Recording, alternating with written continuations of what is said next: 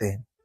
श्री काकभूषुंड जी महाराज गरुड़ जी से कहते हैं, गरुड़ जी महाराज, मेरा जन्म अयोध्यापुरी में हुआ और मेरा भाव तो बना भगवान शंकर की उपासना का, पर हरि और अन्य देवताओं की निंदा करने लगा।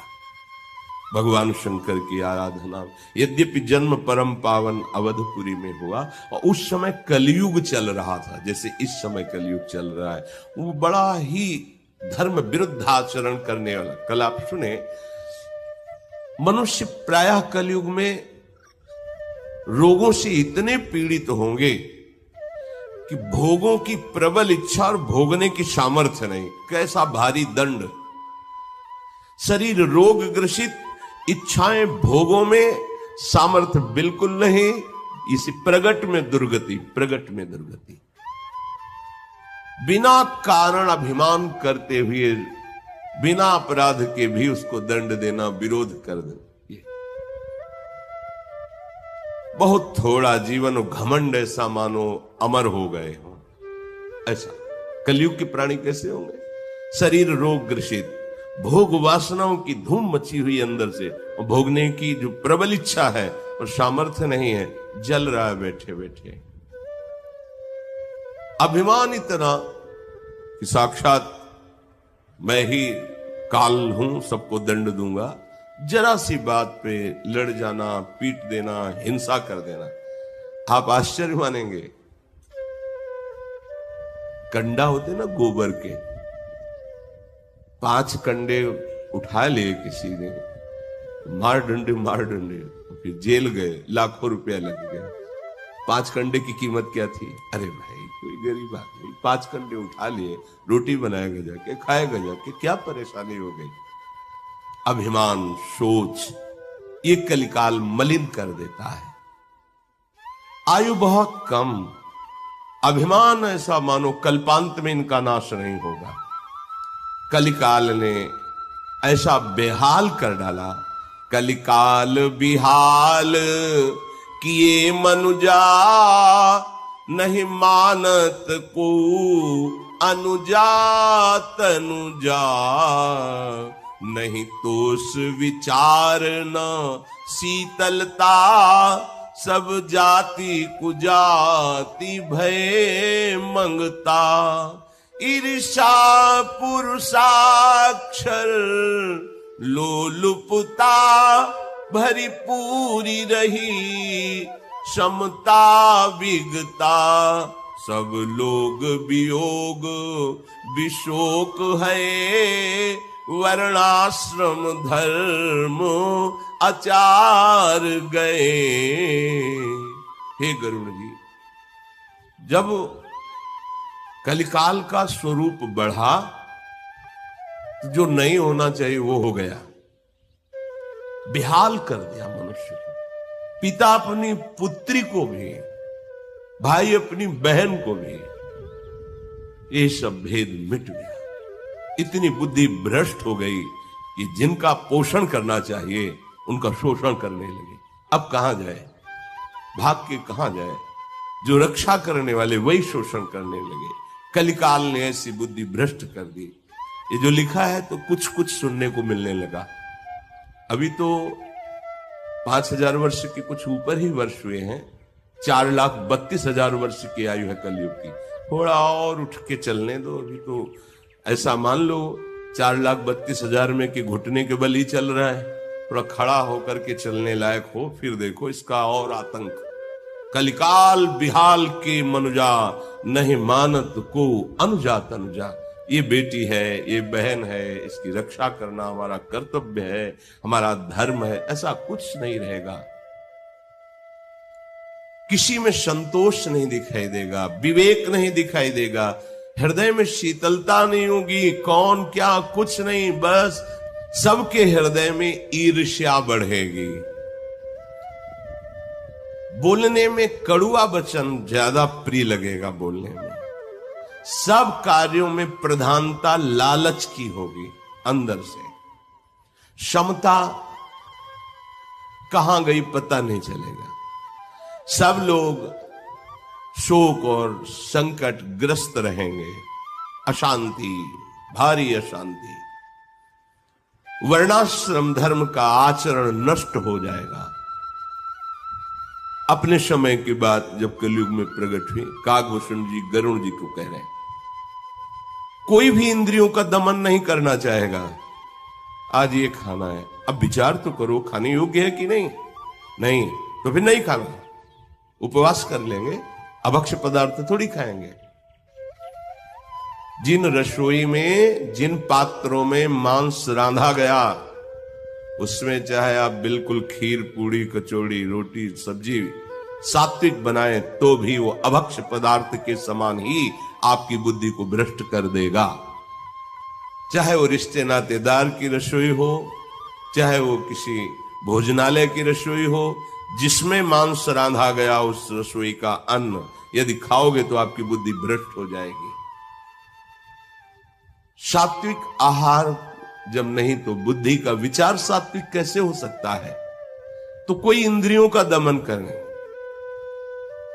कोई दूसरों को अपने कमाए हुए धन से सुख पहुंचाना, जैसे बीमार पड़ा हुआ है, कोई सेवा करने वाला नहीं, करो, भगवान प्रसन्न हो जाएंगे, 1 का लाख देंगे, मान लेना हमारी बात। लोग कहते हैं कि मैं कैसे धनी बन जाऊं, कि हम उपाय बताते हैं आपको। अगर आप किसी भी अनाथ, गरीब, असहाय, चाहे वो पशु, पक्षी, मनुष्य कोई भी हो, आप इसकी सेवा का व्रत ईमानदारी से ले लीजिए, गौ सेवा, साधु सेवा, ऐसे जन जिनको, तो आप देख लीजिए आपका धन कैसे बढ़ता है। पर 2 दिन में ना देखिएगा, दीर्घ काल तक कीजिए और आप ऐसे धनी बन जाएंगे कि आप तृप्त हो जाएंगे। आपका हृदय कहेगा कि अब कछुनाथ न चाहे मोरे, लौकिक पारलौकिक सब सुख मिल जाएंगे। पर दिशा हमारी गलत हो गई। धनी बनना चाहते हैं लेकिन दूसरों को लूट के, दूसरों को दुख पहुंचा के, दूसरों की हिंसा करके, ये कोई धन कमाने का, सुखी होने का तरीका है? दूसरे के पुत्र का अपहरण कर लिया, अपने पुत्र को सुख पहुंचाने के लिए धन चाहिए, अपने मन को, अपने तन को सुख पहुंच, सर्वनाश हो जाएगा। समय का इंतजार करो। बार बार कह रहे हैं कि हमारे मालिक का बहुत बड़ा ऑफिस है, इसमें थोड़ा रजिस्टर, मुकदमा लंबा चलता है, और जिस दिन फाइनल पे आएगा तो फिर ब्रह्मा भी नहीं बचा सकते तुमको। इसीलिए कुछ अज्ञानी जन जैसे पापाचरण कर रहे हैं, अपराध कर रहे हैं, तो कुछ परिणाम तो समझ में आ नहीं रहा तत्काल। उनको लगा कुछ नहीं हुआ ना, कुछ नहीं हुआ, वो हिसाब बढ़ रहा है मैं ब्याज सहित। और जिस दिन लागू होगा, तो जैसे सालों से जेल में बंद है, फिर 10 दिन पहले सूचना हुई कि सुनो 10 तारीख को 12 बजे तुम्हें फांसी दी जाएगी। अब हर मिनट फांसी लग रही उसकी, हर मिनट।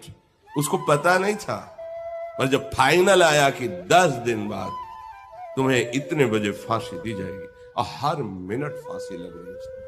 फांसी का कष्ट तो एक बार, लेकिन उतने समय में उसको जो कष्ट हो रहा है, ये तो हुआ यहां का कानून।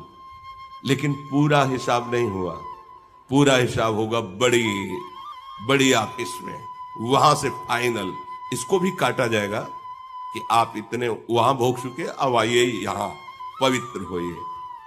बहुत सावधान, ये मत सोचो कोई तुम्हें देख नहीं रहा है, कलिकाल है, सब चलेगा, नहीं चलेगा। समय आने दो, समय, फिर तुम देखना, काल बहुत बलवान है। इसलिए ऐसा विचार मत करो तुम कि कोई दंडदाता नहीं, अरे कुछ नहीं, सब नाटक है, ऐसा मत मानो। क्योंकि जब आपको परिणाम आएगा, तब आप भले पवित्र आचरण करने वाले हो, उस समय क्षमा नहीं होगा, ध्यान रखना। तभी अपने लोग देख नहीं पाते, तो लगता है ये बेचारा अभी तो बच्चा ही था, ऐसा कौन सा इसने पाप किया, भगवान के यहां न्याय नहीं है, ऐसा बोलने लगते हैं। तुम तो देख रहे हो बच्चा, लेकिन वो तो देख रहे ना कि बहुत पुरातन है, पोशाक नहीं पहरा दी है, लेकिन अब आ गया है समय उसको दंड देने। तो शुरू हो गया दंड विधान। अब वो चाहे गर्भस्थ हो, चाहे बाहर हो, चाहे जवान हो, चाहे बूढ़ा हो, जिस समय हमारे भागवती कानून के हिसाब से दंड प्रारंभ होगा तो कोई औषधि काम नहीं करेगी। बड़ा अनुष्ठान हो जाए तो भले उस प्रारब्ध को रोक दे। इंद्रियों का दमन करने की बात नहीं, मान मानी आचरण, न शास्त्र का शासन, न भगवान का भय, न धर्म का भय, बस इंद्रियों को दुलार करना। हम धनी बनना चाहें, सच्ची बात कहते हैं, लौकिक पारलौकिक दोनों धन, इह परलोक सकल सुख पावत, मेरी सुभैया कृष्ण गुण संचु। राधा राधा बोलते हुए दूसरों को सुख पहुंचाने के बाद पक्का पक्का आप हर तरह से सुखी हो जाएंगे, पर मानने के लिए तैयार नहीं ना। अगर आप इस बात को समझ पाए, मिल गए बिहारी जी, अन्य कोई साधना नहीं, संतों की से तुम दूसरों की सेवा की भावना करो। जब अखिल कोटि ब्रह्मांडों का ईश्वर तुम्हारी सेवा के लिए तैयार हो गया, तो धन की क्या बात है। पारसमणि मिल जाए तो किलो 2 किलो सोना की क्या हो, तो पहाड़ बना सकते हो सोने का। जब अखिल कोटि ब्रह्मांडों की रचना करने वाला तुम्हारा हो गया, तो तुम किस बात से अतृप्त रह सकते हो। सकल सुख पावत मेरी सुभैया कृष्ण, भुगते देहि न जाचहि, खुद आनंद लो, दूसरों को आनंद प्रदान करो, मांगना नहीं पड़ेगा। पर वो सोच गलत हो गई, सोच हो गई कि दूसरे को मारकर, दूसरे को लूट कर, दूसरे को कष्ट देकर भाई कभी नहीं सुखी हो सकते। अगर तुमने किसी के आंसू और खून से पैसे कमाए हैं, तो तुम्हारा परिवार भी आंसू डालेगा, तुम्हें देखना पड़ेगा वो दिन जो तुमने सोचा भी नहीं है। दैन्य होके चलो, धर्म से चलो, मान लो मेरी बात। खंडहर हो गए बड़े बड़े चक्रवर्ती सम्राटों के, जहां जय जयकार गूंजती थी, वहां कबूतर हकते हैं। ये संसार परिवर्तनशील है, तुम केवल आए हो सत्कर्म करने के लिए, भगवत प्राप्ति के लिए, चूक मत करो। कागभूषण जी कहते हैं, मूर्खता बढ़ती चली जाएगी कलयुग में, दूसरों को ठगना यही स्वभाव रह जाए। इस कलयुग में प्रायः शरीर पोषण और शरीर संभालना ही साधना रह जाएगी। देखो कागभूषण जी, जो पराई निंदा करने में सुख मिलेगा वो किसी और साधन में नहीं। जहां बैठे 4 लोग, बस शुरू निंदा, किसी एक का गुण वर्णन करके फिर 50 की निंदा कर देना, सब गया तुम्हारा, साला सुकृत नष्ट हो गया। पर निंदा के किए त्यावत नहीं कछु हाथ, मूर्ख पर्वत पाप को ले चल। बहुत सूक्ष्म निंदा है महाराज। ये आती स्वर्ग में बहुत काल तक, एक दिन देव सभा में ये हुआ कि इनके पुण्य ही नहीं नष्ट हो रहे, बड़े सुकृतवान है। वहां एक माला पहनाई जाती है, जैसे जैसे सुकृत नष्ट होते हैं वैसे वैसे माला तेजहीन होती हुई मुरझाती है। बस जहां कुम्हलाई, कहां समझ में आया अब ये भ्रष्ट होने वाला है, स्वर्ग से गिरा दिया जाएगा, भारी शोक उसको, वो विमान छिन जाएगा, अप्सरा छिन जाएगी, सुख सुविधाएं नष्ट हो जाएंगी।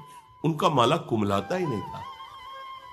सभा में बैठाल करके एक दिन पूछा गया, ये देवताओं की चाल थी, और वो समझ नहीं पाए कि आप जैसा पुण्यात्मा तो हमने अभी तक नहीं देखा। इतना समय हो गया स्वर्ग में भोगों को भोगते हुए, पर आपकी माला कुम्हला ही नहीं, और अभी पुण्य तो आपने कौन सा ऐसी साधना की। बस शब्द निकल गया, अहंकार। हमने ऐसा दान किया, ऐसा तप किया कि ऐसा कोई नहीं किया होगा। जो ही ये शब्द निकला तो सावधान, पूरे ऋषि मुनियों का अपमान कर दिया, तुम्हारे सारे सुख नष्ट हो गए, इसी समय स्वर्ग से भ्रष्ट हो जाओ। सर के बल गिरने लगे। तो उनका, आप देवता परम कृपालु हो, ऐसी कृपा करना कि जहां संत महात्मा हो वहां मुझे गिराना। तथास्तु, ऐसा ही हो। महाराज शिव, बड़े बड़े महापुरुष वहां विराजमान थे। देखा कि तेजों में जैसे तारा टूटता है ना, कोई आ रहा है, तो उनका ये तो कोई स्वर्ग से भ्रष्ट हुआ पुरुष है। तो बोले, क्या हम लोगों की दृष्टि में पड़ते हुए ये फिर दुर्गति को प्राप्त होगा? तो उनका, मैं अपने सुकृत प्रदान करता हूं, तुम वहीं रुक जाओ। वहीं रुक गए, सबने सुकृत प्रदान किया, एक क्षण में फिर स्वर्ग में पहुंच गए, भूतल पर आने ही नहीं पाए। इसीलिए देवताओं ने जब, तो फिर इन्होंने भी भगवान की कृपा से, मुझे मेरी जो गलती हुई क्योंकि साधु समागम के द्वारा अहंकार नष्ट नहीं हुआ था, इसलिए गलती हो गई। अगर मुझे साधु समागम मिल जाए तो मैं अपनी दुर्गति को रोक सकता हूं, तो इसीलिए मांगा था कि मुझे संतों के बीच में गिराना, जहां गिराना। संतों ने गिरने ही नहीं दिया। अगर हम अपनी वाणी को सावधान नहीं रखते तो बहुत जल्दी पुण्य नष्ट हो जाते हैं। हम अपने ठाकुर जी का ऐसा श्रृंगार करते हैं ना, बड़े बड़े मंदिर है ना, मर गए, तुम्हें पता क्या कर दिया? अपनी सारी सेवा का नाश कर दिया तुमने। तुलना करके तुमने अपमान कर दिया सब ठाकुर जनों का, जितने हमारे श्री विग्रह सब का तुमने, और उसको तुम भर पाओगे? बोले अब सेवा में मन नहीं लगता है, भजन में मन, पता नहीं क्या हो गया। हमने नहीं कोई अपराध, हमने तो कोई अपराध किया नहीं, ये वाणी का अपराध है। बहुत मौन रहो, सावधान रहो, बोलो तो ठाकुर का या संतों का यश बोलो, नाम जप करो, गुण कीर्तन करो, चुप रहो। तब सुख हरिवंश गुण नाम रसना रटत और बहुवचन अति दुखदान। कई साधक हैं ना जानते हुए भारी अपराध कर देते हैं। हाँ, हम अपने गुरु की महिमा गान करेंगे, लेकिन अगर तुलनात्मक शब्द में हम बोल दिए तो हमारे गुरु ही सब रूपों में अखंड मंडलाकारम व्याप्तम चराचरम, ये बात ना जान करके तुमने निंदा कर दी, अपमान कर दिया अपने ही गुरु का। गए आप अपनी निष्ठा से गए, और इनके जैसा नहीं नहीं नहीं, यही सब रूपों में है, इनके जैसा नहीं, यही सब रूपों में है। अगर किसी की भी तुलना, बस गए आप, समझो, इस बात को पकड़ लो। प्रार्थना है वाणी को बहुत होश में, कहीं किसी से तुलना करके किसी को निम्न नीच या ऐसा साबित कर दिया तो आपकी अपने इष्ट और गुरु से निष्ठा टूट जाएगी। देख लेना, कहीं भी अपराध करो, दोष आपके गुरु पर जाएगा। बहुत होश में, ये परमार्थ है। यहां ना चाहते हुए भी अपराध बन जाता है। कैसे? ऐसे वाणी से।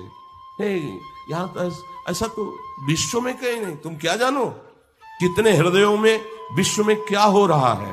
भगवान को कितने प्यार करने वाले महात्मा है, ऐसे ऐसे महात्मा भगवान अधीन हुए सेवा में लगे। कोई जान पाया? ठाकुर जी वर्षों सेवा में रहे एकनाथ जी के, शिखंडिया के रूप में। जब भगवान ने जनाया तब जान पाए ना एकनाथ जी जान पाए, ना कोई जान पाया। ऐसे ऐसे महापुरुष जिनकी सेवा में भगवान लगे हुए हैं, रूप बदल करके। अपने लोग एक शब्द में महाराज की सब संतों की निंदा कर देते हैं, ऐसे नहीं। बहुत सावधान, बहुत सावधान। पर निंदक जे जग मोह बगरे, दूसरों की निंदा करने वाले बहुत मिलेंगे, सावधान। उपासक समझकर मित्रता करे, समझकर वार्ता करे, नहीं तो आप करोगे नहीं, सुनोगे तो आप खाली हो जाओगे। सुनने वाले को और गान करने वाले को, दोनों को बराबर फल मिलता है। भागवतिक सद्गुण या निंदा, आपराधिक बातें करोगे, सुनोगे तो दोनों की एक ही गति होगी। भागवतिक बातें करोगे, सुनोगे तो दोनों की एक ही गति होगी। अगर वो मंगल गति को प्राप्त हो रहा कथन करने वाला, तो सुनने वाला भी उसी गति को प्राप्त होगा। ऐसे ही यदि हम पर निंदा पाप वाली बातें कर रहे हैं तो सुनने वाला जो सुन रहा है, यदि कान में अंगुली डाल के नाम उच्चारण करने लगे तो बच जाएगा। मानो जैसे निंदा हो रही किसी की, आप राधा राधा राधा राधा राधा राधा, हम सुन ही नहीं रहे, बच गए। और उस सभा से अलग हो जाना चाहिए जहां संत शंभु श्री पद अपवादा कहीं सुनी तहां सुमर ज्यादा। हट जाना चाहिए सभा से, मर्यादा है। नहीं नहीं, लगे पाप गौ घात समाना, हरिहर निंदा सुने जे काना, लगे पाप। गौ हत्यारा जो दुर्गति को प्राप्त होता है, प्रभु और प्रभु के भक्त जनों की निंदा सुनने वाले और करने वाले को, दोनों को ऐसा। बहुत सावधान। कलयुग में प्रायः लोग ऐसे ही मिलेंगे जो दूसरों की निंदा करने वाले हो। देखो, जो भगवत मार्ग में चल रहे हैं, बहुत संयम, जितना प्रभु बल दिए हैं उसके अनुसार वो चल रहे हैं। निंदक तो वो है, निंदा का पात्र तो वो है जो हमारा मन, हमारी इंद्रियां भोगों में जा रही हैं, प्रभु से विमुख है। इनकी हम निंदा करें अपने, और शासन करके प्रभु में लाएं, और जो प्रभु में चल रहे हैं उनमें कुछ त्रुटियां हो सकती है, क्योंकि अभी प्रभु के मार्ग में चले हैं। अनंत जन्मों से तो माया का ही अनुसरण करते रहे। अगर प्रभु ने अपनी शरण में ले लिया है, इतना सुधार किया है, तो करुणा में जो कुछ छोटे मोटे दोष रह गए हैं वो भी सुधार देंगे। बड़े करुणा में है। आप निंदा करके अपने को नीचे मत गिराइए। आपको अगर लगता है कि ये सुधर जाए तो प्रभु से आप भी प्रार्थना कीजिए, प्रभु ये जन है, अगर इसका ये दोष नष्ट हो जाए तो नाथ ये आपका दिव्य पार्षद बन जाए, प्रभु मेरा भी भजन इसमें लग जाए और ये आगे महान आपका दास बने, तो इसका भी आपको पुण्य मिलेगा। आपका भजन जो दिया ना वो कई गुना बढ़कर फल देगा। पर वो कोई हिम्मत वाला ही, हृदय वाला ही सोच सकता नहीं, लगे अपना भजन इनको दे दे, फिर हमारा क्या होगा। और जब अपना भजन दे दोगे तो कई गुना बढ़कर के भजन आपके, क्योंकि आपकी सद्भावना बन गई ना, तो भगवान रीझ जाएंगे। पर ये अध्यात्म समझना कठिन है। हे सर्पों के शत्रु गरुण जी, क्या हम आपसे कहें, कलयुग में मनुष्य शरीर प्राप्त करके लोग पाप ही इकट्ठा करने लगते हैं, अवगुण ही अवगुण करने लगते हैं। किंतु कलयुग में एक सबसे बड़ा गुण है जो बिना परिश्रम के पाप नष्ट करके भवबंधन से छुड़ा दे। कृतयुग त्रेता द्वापर पूजा मख अर जोग, जो गति होई सो कली, हरि नाम ते पावहि लोग। कृतयुग सब जोगी विज्ञानी, करी हरि ध्यान तरहि भव प्राणी। त्रेता विविध यज्ञ नर करहि, प्रभु ही समर्पी कर्म भव तरहि। द्वापर करी रघुपति पद पूजा, नर भव तरहि उपाय न दूजा। कलयुग केवल नाम आधारा, सुमिरी सुमिरी नर उतरहि पारा। कलयुग केवल हरि गुण गाहा, गावत नर पावहि भव था। हे गरुण जी महाराज, कलयुग का एक बहुत बड़ा प्रताप भी है। सतयुग में, त्रेता में, द्वापर में जो गति ध्यान से, यज्ञ से, पूजा से होती है, वो केवल नाम जप से कलयुग में हो जाती है। कृतयुग अर्थात सतयुग, इसमें सब योगी होते थे, सब अनुभवी महापुरुष, तत्व अनुभवी। इसलिए वो निरंतर स्वरूप ध्यान में मगन होकर जीवन मुक्त हो जाते थे। त्रेता में विविध प्रकार के भगवान की यज्ञों का यजन करके नारायण हरि को प्राप्त करना, प्रायः सब भवसागर से पार होते थे। द्वापर में पूजा का विस्तार करके भगवान की 8 पहर पूजा में लगे रहना। पर कलयुग में तो केवल एक ही उपाय है, भगवान के गुणों का गान करते हुए उनका नाम जप करते हैं। निरंतर नाम जप तो भव समुद्र से पार। कलयुग में ना तो योग सफल हो सकता है, ना यज्ञ सफल हो सकता है, ना ब्रह्म ज्ञान, क्योंकि जो चाहिए वो सब लुटता चला जा रहा है। आहार की पवित्रता, व्यवहार की पवित्रता, ये सब नष्ट होती चली जा रही है। अगर शरीर को साधन में लगाना है तो थोड़ा स्वस्थता भी चाहिए, आहार पवित्रता भी चाहिए। अब high blood pressure, low blood pressure, sugar इतनी, ये अब उसको चाहिए, दवाइयां चाहिए। दवाइयां खाएगा तो योग कितना कर पाएगा? क्या योग, क्या उससे साधन बनेगा? जिस ज्ञान के लिए हम ब्रह्म पदवी में स्थित होने के लिए साधना करते हैं, वो बल ही नहीं रह गया। सात्विक वृत्ति के द्वारा इंद्रिय और मन का दमन करके राग रहित तीनों शरीरों से हो जाना। पता ही नहीं 3 शरीर कौन है, अनुभव ही नहीं। तो ब्रह्म ज्ञान, ब्रह्म बोध बड़ा मुश्किल है। क्योंकि पवित्र आहार संयम इसका अभाव है। छोटे छोटे बालकों में दूषित भावनाएं आ गई हैं, कैसे आसन पे बैठ पाएंगे जब ब्रह्मचर्य ही नहीं है, नींव ही खराब हो गई तो साधना क्या योग की होगी। योगी योग कदम जो बढ़ाता है उसमें प्रथम बात होती है कि वो संयम धारण करे। एक जगह हमने पढ़ा था कि जो योग साधना बिना गुरु के आदेश के, बिना गुरु की दृष्टि में रहे प्रारंभ करेगा तो रोगी हो जाएगा। योग कोई साधारण बात नहीं। और अगर कहीं ब्रह्मचर्य क्षीण होने वाली बात है तो फिर योग में कदम न रखे। अब छोटे छोटे बच्चे हैं, उनको सब मोबाइल आदि का ज्ञान है, सब विषय सेवन की वृत्तियों का ज्ञान हो गया है।